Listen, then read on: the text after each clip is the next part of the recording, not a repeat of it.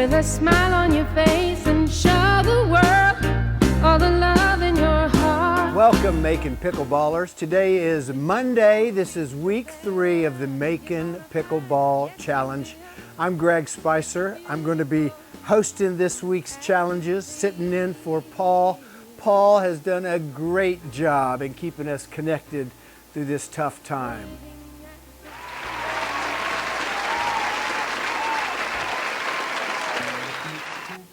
Hey, hello again. You know, Paul told you last week that this week the Pickleball Challenge would be sponsored by Gearbox Sports, and indeed it is true. We've got a fantastic prize. It's not this. No, I'm sorry. It's a great prize. It's not quite this great, but it's a darn good prize. I'm not going to tell you what it is yet because I don't have it in my hands, but I'll show it to you soon, and I promise you it's worth entering multiple times this week to get yourself the best chance to win your Gearbox Sports prize.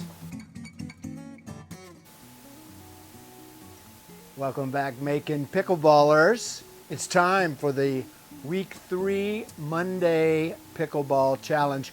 And you can see I've got my coach's hat on right now. That's because this Pickleball Challenge has to do with the rules of pickleball. This is a hard copy of the 2020 USAPA official rules of pickleball. You can get one just like it at this website. It's only like $9.50, $10, something like that to get a hard copy. But there's even better news. You can get one for free. They will let you download a PDF to your phone, and you can have every page of this on your phone with you every time you play pickleball. So, without further ado, let's get ready for this week's challenge. Before we get started, I'm going to get you that rule book because this is an open book quiz. Go to usapa.org, head on over there to the tab that says rules and referees. You're going to take the very first option there, and that's going to take you to this page.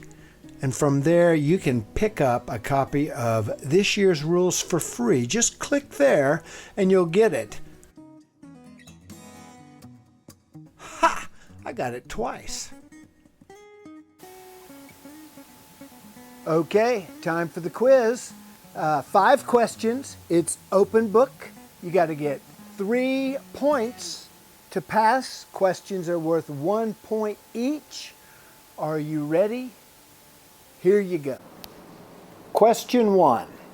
If a served ball hits the net and lands inside the non-volley zone line, a replay shall be called.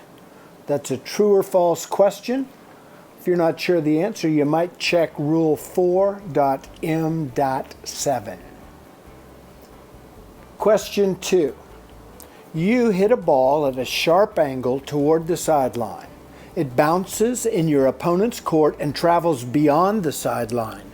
Your opponent manages to return the ball, hitting a low shot below net level outside and around the post that lands in your court, and you're unable to return it. This is a legal shot and ruled in your opponent's favor. True or false? Question 3. Your opponent hits a shot low over the net. You are positioned just behind the non-volley zone line and stretch to return the ball before it bounces. In the process, your paddle scrapes the non-volley zone court surface just before you volley the ball. This is a non-volley zone fault because your paddle touched the non-volley zone during the act of volleying. True or false? Question 4. A ball can be hit twice, but only during an unintentional, continuous, single direction stroke by one player. If the stroke is not continuous, not single direction, or the ball is struck by a second player, it is a fault. True or false? Question 5. During an extended exchange of cross-court dinks, your opponent suddenly steps in the non-volley zone and then onto the adjacent out of bounds area so he can get closer to the net to smash a volley return. Is this legal? And this is a multiple choice question. A, no. You can never volley a ball after stepping in the non-volley zone. B, no. This maneuver is legal only if you jump across the non-volley zone without stepping in it. C, yes, as long as both feet make contact with the area outside the non-volley zone before the ball is struck. D, both A and B are correct. That concludes today's quiz. Stick around after this and I'll give you the answers.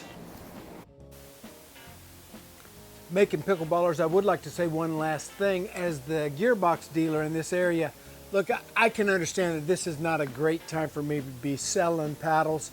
If you already know you love Gearbox, you might want to take advantage of this great deal they've got going on right now where you get a free alley bag. This is a big, great bag with the purchase of a paddle.